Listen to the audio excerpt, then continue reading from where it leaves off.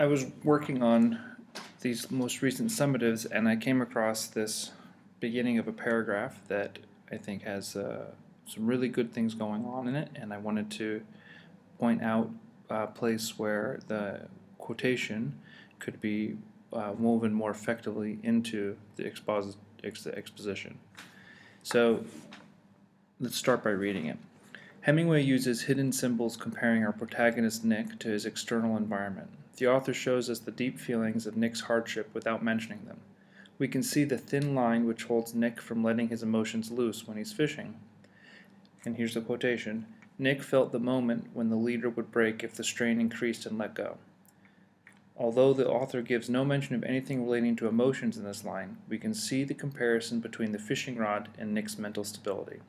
As the strain increases on the rod from the trout, similarly, the strain increases on Nick from society. There is a potential for the line to break in either case. So there are some things that need to be fixed about this. And we're not looking at the whole paragraph, we're just looking at the first half of the paragraph. But I think there's so many things that are working really well here.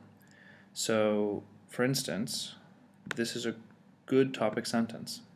This tells me what I'm about to read.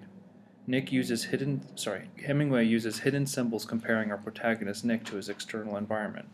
So what I can expect in the rest of this paragraph is going to be about symbolism, and it's going to be talking about Nick in his environment. We can polish up the writing, but the topic sentence idea is correct, and it's there. This is the right quote. This is the right quote to use. And the writer is putting the quote in, is plopping the quote down right in the middle, where it should go, but it hasn't been set up properly. We're going to work on that, but I want to draw attention to the fact that this is exactly the right quote to use here. I love this part. We can see the thin line which holds Nick from letting his emotions loose when he is fishing. This is definitely moving towards elevated writing. This is absolutely good analysis. This is absolutely the right type of analysis. Although the author gives no mention of anything relating to emotions in this line, we can see the comparison between the fishing rod and Nick's mental stability.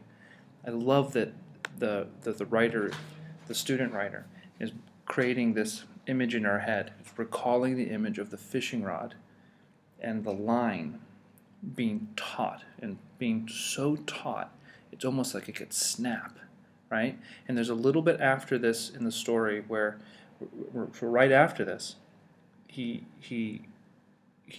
Nick feels this like anxiety almost, or he has this emotional response. He has to go sit down and have a cigarette. This is a really good analysis, and I love how he said more. The student here said more. As the strain increases on the rod from the trout, similarly the strain increases on Nick from society. There is a potential for the break. There's a potential for the line to break in either case. So it's a comma splice. We fixed the comma splice pretty easily, right? We'll just put a semicolon there for now. It's not perfect, but we'll fix it. Hemingway uses hidden symbols comparing our protagonist Nick to his external environment. We can talk about a comparison of Nick to the environment. I don't think it's really a comparison. I think it's something else. I think he's talking about Nick having this reaction to the environment. So we can say Hemingway uses hidden symbols. Symbols maybe is not the best word too. Why don't we say vivid imagery?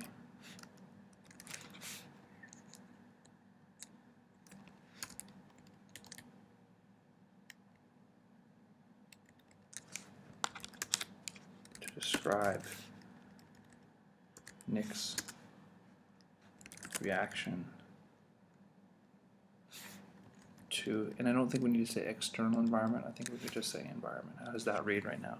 Hemingway uses vivid imagery to describe Nick's reaction to his environment. Maybe that's not perfect, but I think it's a good start.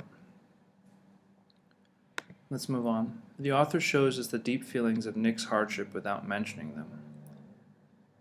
This, I think, could be polished up a little bit more, but I think it's a good enough sentence. We'll leave it alone for now. We can see the thin line which holds Nick from letting his emotions loose when he is fishing. This again, I think we could polish the sentence up, but we'll leave it alone for now because I think it generally gets the point across relatively accurately.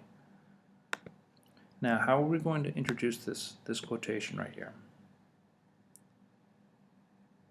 First of all, we need to make sure that we have a citation. I don't know if it's actually page 6. We'll just say it's page 6 for now, though. I know that kind of defeats the point of the citation, but we'll fix that later. Nick felt the moment when the leader would break if the strain increased and let go. Let's take a look at the different ways we can blend a quotation. We know that the least powerful and the least frequent way is to use he says. I tap, danced, and twirled, I am the governor's son, right? So we could go back to do this, and we could say, Hemingway says, or Hemingway writes, Nick felt the moment when the leader would break if the strain increased and let go. I don't think that's really, I don't think that fits really well. Maybe we could use this one, using the colon, where we present the idea, and then we use a colon, and then we have the evidence, we have the quote. So we can set it up. There's already a setup there, right? We do the setup, and then we have the colon, and then we introduce the quotation that way.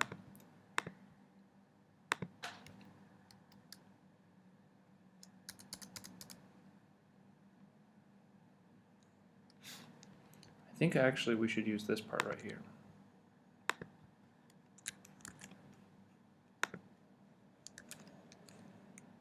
If we put a colon here, that works really well as a setup. So let's read it again from the beginning. Hemingway uses vivid imagery to describe Nick's reaction to his environment. The author shows us the deep feelings of Nick's hardship without mentioning them. We can see the thin line which holds Nick from letting his emotions loose when he is fishing. Although the author gives no mention of anything relating to emotions in this line, we can see the comparison between the fishing rod and Nick's mental stability. Nick felt the moment when the leader would break if the strain increased and let go. As the strain increases on the rod from the trout, similarly the strain increases on Nick from society. There is a potential for the line to break in either case. So I hope you see that this is getting better. It's not perfect yet. For instance, we need to have a possessive there. There's some repetition of Nick.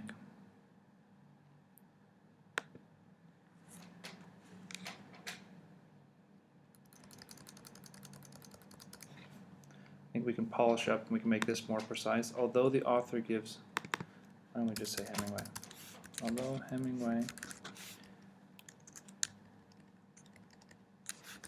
does not mention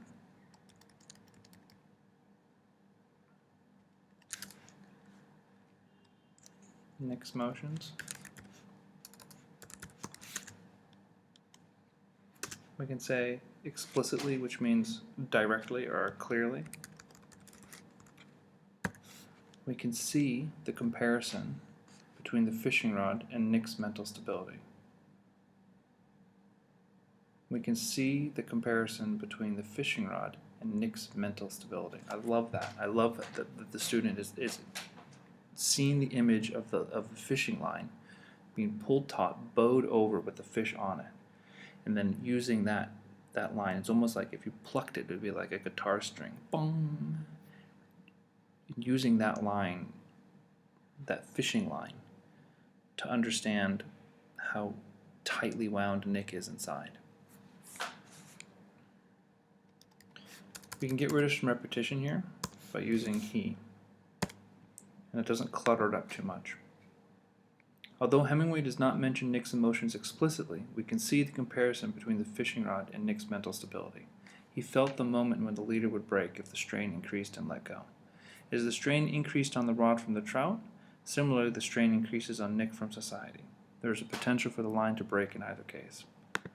Just for giggles, do we think that we could make it a woven integration? That's going to be my challenge to you. I'll put the blend here.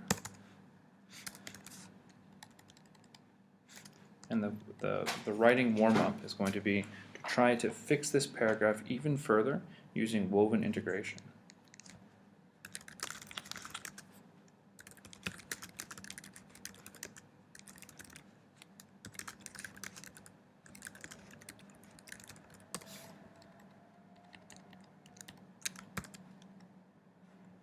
I'm going to share this with the class, and we'll start with this video at the beginning of our next class, or maybe we make it a homework assignment.